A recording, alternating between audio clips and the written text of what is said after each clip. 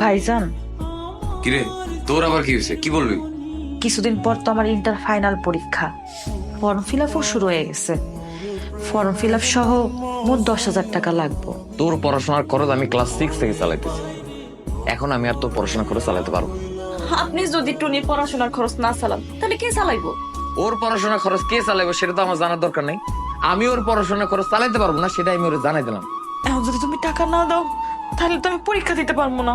পরীক্ষা দেওয়ার কোনো দরকার নেই। এই তুই একটা মায়া মানুষ, তোর পরীক্ষা দেওয়ার কি দরকার কত?